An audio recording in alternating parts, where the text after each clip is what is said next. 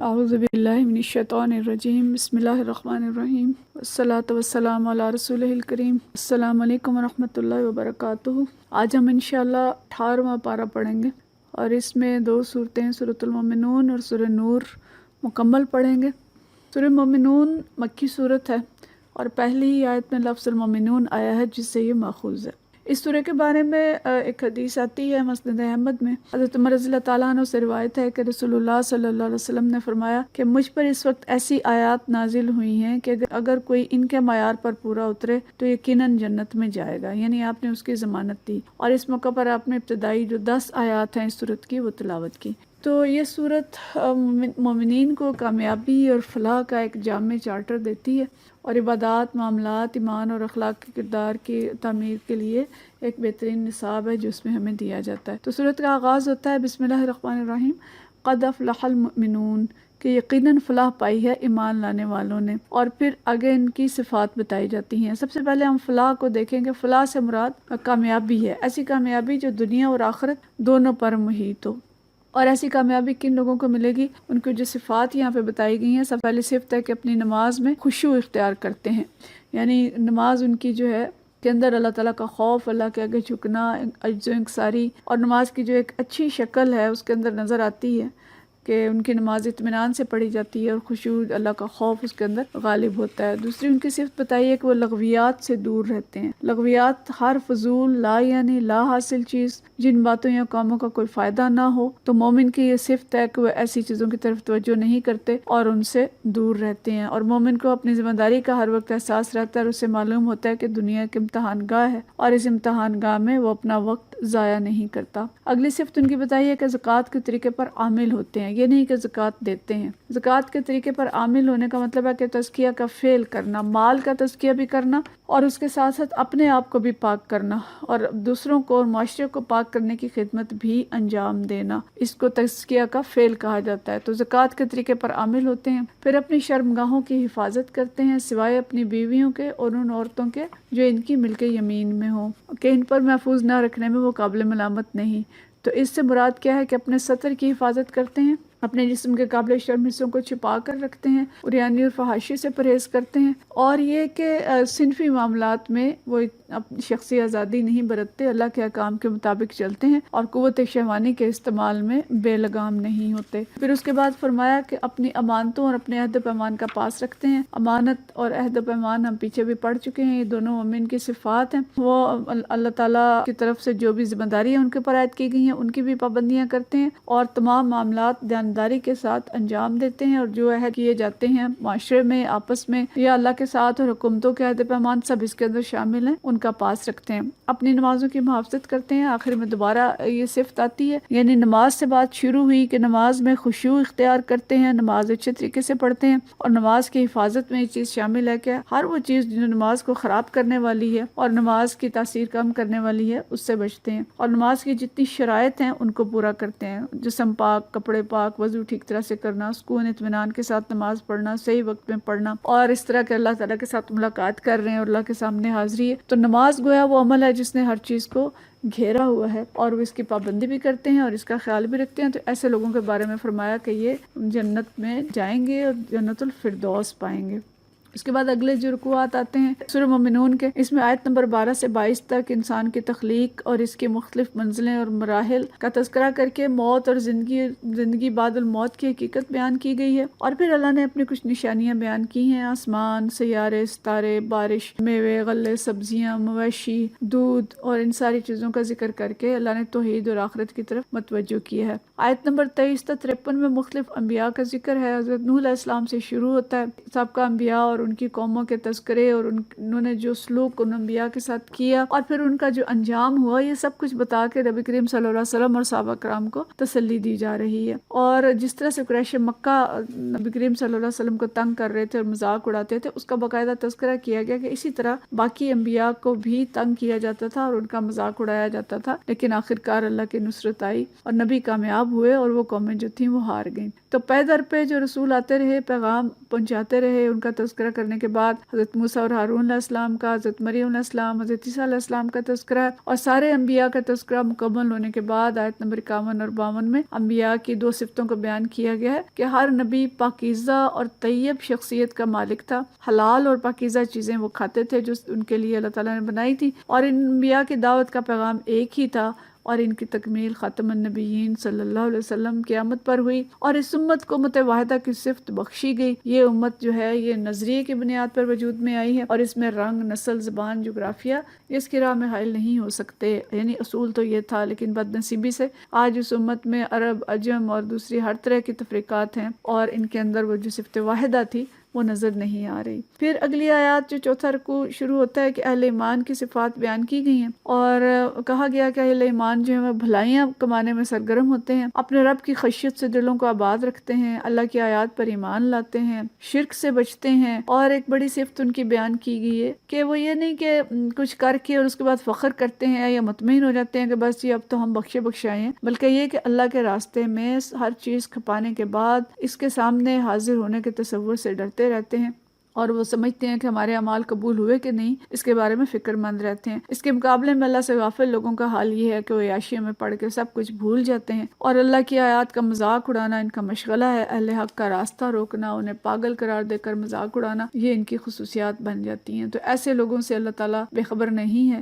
اور اللہ کی جب پکڑ آتی ہے تو یہ پکڑے جاتے ہیں۔ 5ویں رکوع میں اللہ تعالیٰ نے اپنی آیات کا تذکرہ ایک نئے انداز میں کیا ہے کہ کفار سے سوال کرنے کا نبی کریم صلی اللہ علیہ وسلم سے کہا کہ ان سے یہ پوچھیے زمین آسمان کس نے بنایا، انہیں کس نے تخلیق کیا ہے، یہ سارے سوالات کر کے تو پھر اللہ خود ہی آگے جواب دیتا ہے اور ان کو توحید کا اثبات فرماتا ہے۔ آخری رکوع میں رسول اللہ صلی اللہ علیہ وسلم کو دعا سکھائی گئی جس میں اللہ کے عذاب سے پناہ مانگی گئی، شیطان کی اکساہٹوں اور اس کے حملوں کے مقابلے میں دعا سکھائی گئی، ربی اعوذ بک من همزات الشیاطین واعوذ بک ربی ان یحضرون، ہمیں یہ دعا یاد کرنی چاہیے، اور ساتھ ہی حکمت تبلیغ سکھائی کہ برائی کو اچھے طریقے سے دفع کریں جو بہترین ہو، اور آخری حصے میں بتایا اللہ تعالیٰ نے کہ ہم نے تمہیں عبث پیدا نہیں کیا، تمہاری زندگی کا ایک مقصد ہے اور اس کو فراموش کر کے زندگی گزارنے والے کبھی فلاح نہیں پا سکتے، اور آخر میں پھر دعا سکھائی کہ رب اغفر وارحم وانت خیر الراحمین۔ تو اللہ تعالیٰ کرے کہ ہم اس صورت پہ اچھے طریقے سے عمل کر سکیں۔ اس کے بعد سورہ نور آتی ہے۔ سورہ نور مدنی سورت ہے، اور اس کا نزول واقعہ افک کے بعد ہوا، اور سورہ نور کے بارے میں حکم دیا گیا ہے کہ اپنی عورتوں کو سورہ نور پڑھاؤ، اس لیے ہم اس کو بہت دھیان سے پڑھیں۔ اس سورت کے نزول کا پس منظر یہ تھا کہ اس وقت مسلمانوں کی فتوحات عروج پر تھیں، اور ان کی فتوحات کی وجہ صرف ان کی اخلاقی برتری تھی، ورنہ تعداد میں بہت کم تھے کفار سے، اور صحابہ کرام کی بے داغ سیرتیں اور ان کا کمال کا نظم و ضبط تھا۔ تو کافر جو ہیں یا دشمنان دین ایسے موقع پہ دیکھتے ہیں کہ جب براہ راست شکست نہیں دے سکتے تو اخلاق اور کردار کے درپے ہو جاتے ہیں، الزام تراشیاں کرنا، گندگیاں اچھالنا، اور اس مقصد کے لیے انہیں منافقین اور اندر کے لوگ جو ہیں وہ زیادہ معاونت دیتے ہیں۔ اس وقت بھی آپ دیکھیں کہ ہمارے معاشرے کے کمزور پہلوؤں کو جس طرح ڈراموں میں اور فلموں میں بڑھا چڑھا کے پیش کیا جاتا ہے، یہ بھی ایک اسی طرح کی کوشش ہے جو اس وقت کے لوگ کر رہے تھے۔ بہرحال تو اس وقت معاشرے میں بہت زیادہ پاکیزگی تھی، لیکن شر پسند عناصر جو ہیں وہ الزامات لگانے سے نہیں چکتے۔ تو عائشہ رضی اللہ تعالیٰ عنہا پہ جو الزام لگایا گیا وہ بہت ہی گھناؤنا تھا، اس کی تفصیل آپ وہاں سے پڑھ لیں۔ اس الزام کے بعد عبداللہ بن ابی اور منافقین نے طوفان اٹھا دیا، اور عائشہ رضی اللہ تعالیٰ عنہ بہت زیادہ متفکر ہو گئیں، اور بعض مخلص صحابہ بھی نے بھی ان کی افواہوں پہ کان دھرا، اور مدینہ کی فضا جو تھی وہ کئی دن تک بہت خراب رہی۔ تو اللہ تعالیٰ نے بالآخر خود اس تہمت کا جواب دیا، اور عائشہ رضی اللہ تعالیٰ عنہ کی برات میں سورہ نور نازل ہوئی جس میں ان کی پاک دامنی کی گواہی کے ساتھ ساتھ معاشرے کو پاکیزہ رکھنے کے دیگر احکام بھی دیے گئے، اور اس کا نام سورہ نور رکھا۔ اس میں ایک تو آیت ہے جو اللہ نور السماوات والارض، لیکن اس کے ساتھ ساتھ جو اس کے احکام ہیں وہ نورانی احکام ہیں، اور ان پر عمل کرنے سے پاکیزہ معاشرہ جنم لیتا ہے، اور منافقین کے لیے مواقع کم ہو جاتے ہیں کہ وہ حملہ آور ہو سکیں۔ تو ان احکامات کا ایک طرف مقصد یہ تھا کہ معاشرے کو برائیوں کی پیداوار اور ان کے پھیلاؤ سے محفوظ رکھا جائے، اور دوسری طرف یہ کہ اگر ایسی کوئی چیز معاشرے میں پیدا ہو جائے تو اس کا پورا تدارک کیا جائے۔ تو اس میں پہلی آیت ہی بڑی زوردار آیت ہے کہ سورۃ انزلناہا وفرضناہا، کہ سورت ہم نے نازل کی ہے اور ہم نے اسے فرض قرار دیا ہے، یعنی ایسا نہیں ہے کہ سفارشات ہیں کہ آپ کا جی چاہے تو مان لیں اور نہ چاہے تو نہ مانیں۔ یہ قطعی احکام ہیں جن کی پیروی لازم ہے۔ تو ان کے احکام کا ہم بہت مختصر وقت میں خلاصہ دیکھ سکتے ہیں، اس نصیحت کے ساتھ کہ اس کی تفصیل ہے، اس کا مطالعہ آپ خود کریں گے، یا ہماری ویب سائٹ پہ اس کے تفصیلی دروس موجود ہیں، ان سے بھی فائدہ اٹھا سکتے ہیں۔ تو ان احکام کو پڑھ کے اندازہ ہوگا کہ قرآن پاک کس طرح سے ٹھیک نفسیاتی موقع پہ انسانی زندگی کی تعمیر اور اصلاح کے جو پروگرام رکھتا ہے، اور کس طرح سے اخلاقی کے ساتھ روحانی احکامات بھی دیتا ہے۔ تو ان کے احکامات کا جو آغاز ہوتا ہے سب سے پہلی آیت کے بعد، وہ یہ کہ زنا کی سزا مقرر کی جاتی ہے، اور معاشرتی جرم تو یہ پہلے بھی تھا، اب اس کے بعد اس کی سزا 100 کوڑے مقرر کی گئی۔ اور یہ بڑی اہم بات ہے کہ اسلام کے اندر زنا جو ہے بہت سخت گناہ ہے، باقی شریعتوں میں بھی رہا، لیکن آج کل کے جو جدید ترقی یافتہ معاشرے ہیں یہاں پہ یہ کوئی جرم نہیں ہے، اور یہاں پہ جرم صرف اس صورت میں بنتا ہے اگر زنا بالجبر ہو، اپنی مرضی سے گناہ کریں تو اس میں کوئی یہاں پہ سزا نہیں ہے، لیکن اسلام بہرحال سزا دیتا ہے۔ اور دوسرا حکم آیا کہ بدکار مردوں اور عورتوں سے معاشرتی تعلقات ختم کر دیے جائیں، یعنی بدکار لوگوں سے نکاح نہ کیے جائیں، اور اگر کرنے ہوں تو ان کے ایک دوسرے کے ساتھ ہی ہوں۔ اور پھر حکم تھا کہ جو شخص دوسرے پر زنا کا الزام لگائے اور ثبوت میں 4 گواہ پیش نہ کر سکے، اس کے لیے 80 کوڑوں کی سزا مقرر کی گئی، اور یعنی قذف کا احکام اس کو کہا گیا۔ اور ان لوگوں کے لیے کوڑے مارے گئے جنہوں نے حضرت عائشہ رضی اللہ تعالیٰ عنہ پر الزام لگایا تھا۔ شوہر اگر بیوی پر تہمت لگائے تو اس کے لیے لعان کا قاعدہ مقرر کیا گیا، اس کی تفصیل بھی آپ پڑھ لیجئے گا۔ پھر افواہ سازی کا سدباب کیا گیا، اور کہا گیا کہ آنکھیں بند کر کے ہر شریف آدمی کے خلاف ہر قسم کی تہمتیں جو ہیں وہ معاشرے میں قبول نہیں کی جانی چاہیے، اور نہ ان کو پھیلانا چاہیے، اور اگر اس طرح کی افواہیں اڑیں تو ان کا سدباب کرنا چاہیے۔ اور پھر کہا کہ طیب آدمی کا جوڑ طیب عورت کے ساتھ ہی لگ سکتا ہے، اور جو لوگ بےہودہ اور بری افواہیں پھیلاتے ہیں ان کو اور معاشرے میں فحش کو رواج دینے کی کوشش کرتے ہیں، ان کے لیے بھی سزا کا حکم دیا گیا۔ 19 تا 34 آیات جو ہیں اس میں یہ ساری چیزیں بتائی گئیں، اور اس کے ساتھ ساتھ یہ کہ معاشرے میں جو عام لوگوں کے لیے ہدایات چاہیے تھی، معاشرتی ہدایات گھروں کے اندر اور گھروں کے باہر کی، وہ بھی ان آیات کے اندر دی گئیں، اور لوگوں کو ہدایت کی گئی کہ گھروں میں بدتکلف نہ گھسیں، اجازت لے کے جائیں۔ عورتوں اور مردوں کو غض بصر کا حکم دیا گیا، پہلے مردوں کو اور پھر عورتوں کو، اور عورتوں کو گھر کے اندر کے سطر کے احکامات جو ہیں اس صورت کے اندر دیے گئے ہیں، اور خاص طور پہ کہا گیا کہ گھر کے اندر سینہ اور سر جو ہے وہ ڈھک کے رکھیں، اور اپنے محرم رشتہ داروں کے علاوہ کسی کے سامنے زینت کر کے نہ آئیں، سج سمر کے نہ آئیں۔ تو محرم رشتہ داروں کی ایک فہرست بتائی گئی ہے اس کے اندر جو پوری تفصیل موجود ہے، اور یہ بھی حکم دیا گیا کہ باہر نکلیں تو اپنے بناؤ سنگھار کو چھپا کر نکلیں،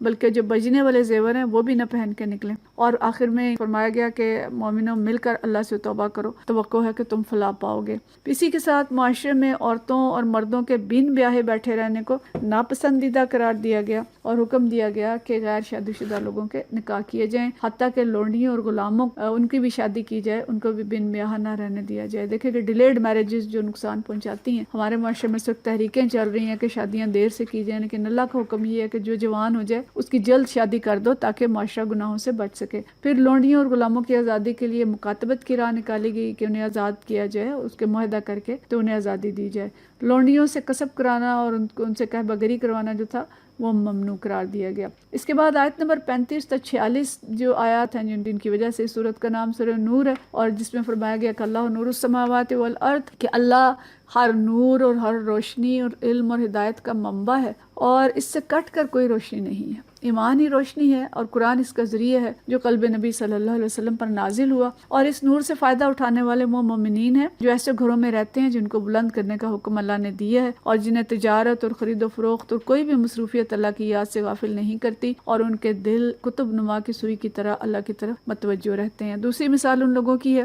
جنہوں نے اس تعلیم کا انکار کر دیا جو نبی صلی اللہ علیہ وسلم لائے ہیں، وہ نور سے محروم رہ گئے اور تاریکی میں پڑے رہ گئے۔ تیسری مثال منافقین کی ہے، اور آگے طویل آیات ہیں جس میں ان کی نشانیاں مسلمانوں کو بتا دی گئی ہیں تاکہ وہ ان کے شر سے محفوظ رہ سکیں، لیکن صحابہ کرام اپنے بارے میں فکر مند رہتے تھے کہ کہیں نفاق کی کوئی نشانی ہمارے اندر تو نہیں پائی جاتی۔ آیت نمبر 54 اور 55 میں جو مومنین کی مثال دی گئی کہ مومنین کون ہے، وَمَن يُطِعِ اللَّهَ وَرَسُولَهُ وَيَخْشَ اللَّهَ وَيَتَّقْهِ فَأُولَٰئِكَ هُمُ الْفَائِزُونَ، کہ جو اللہ اور رسول صلی اللہ علیہ وسلم کی اطاعت کرتے ہیں، اللہ سے ڈرتے ہیں اور اس کی نافرمانی سے بچتے ہیں، ایسے لوگوں سے وعدہ کیا کہ اللہ انہیں زمین میں خلیفہ بنائے گا اور ان کی موجودہ حالت خوف کو امن سے بدل دے گا۔ خلاصہ اس کا کیا ہے کہ اطاعت اور فرما برداری کرنے والوں کو خلافت ملے گی، حکومت الہیہ ملے گی، عدل آئے گا، امن آئے گا، اور اس کے نتیجے میں خوشحالی خوشحالی آئے گی۔ اس کے بعد جو رکوع ہیں اس میں مزید جو احکامات ضروری تھے معاشرے کے لیے وہ دیے گئے، اور بوڑھی عورتوں کو رعایت دی گئی کہ اگر وہ پردہ نہ کریں تو کوئی حرج نہیں، اندھے لنگڑے لولے بیمار کو رعایت دی گئی کہ وہ جہاں چاہیں کھا پی سکتے ہیں، قریبی رشتہ داروں اور دوستوں کو حق دیا گیا کہ ایک دوسرے کے گھروں سے جا کے کھا پی سکتے ہیں۔ تو یہ ساری آیات ہیں، اور آخری تنظیمی رکوع ہے جس میں نبی کریم صلی اللہ علیہ وسلم اور ان کے بعد اسلامی نظام جماعت کے جو عمرہ ہیں کہ جب بھی کوئی جنگ کا موقع ہو یا امن کا موقع ہو، امیر کی اجازت لیے بغیر منتشر نہ ہوں، اور نبی کریم صلی اللہ علیہ وسلم کی پکار کو ایک دوسرے کسی پکار نہ سمجھیں، اگر ایسا کریں گے تو کسی عذاب یا فتنے کا شکار ہو سکتے ہیں۔ تو اس طرح سے سورہ نور جو ہے یہ مکمل ہوتی ہے، بہت مختصر وقت میں ہم نے اس کو دیکھا، اور عملی چیز ہمارے لیے یہی ہے کہ ہم اس کے اندر جو احکامات معاشرتی احکامات دیے گئے ہیں ان کی بھی پابندی کریں، اور سورہ مومنون کے اندر جو احکامات دیے گئے تھے مومنین کے جنت میں جانے کے لیے ان کی بھی ہم پابندی کریں۔ وآخر دعوانا ان الحمدللہ رب العالمین۔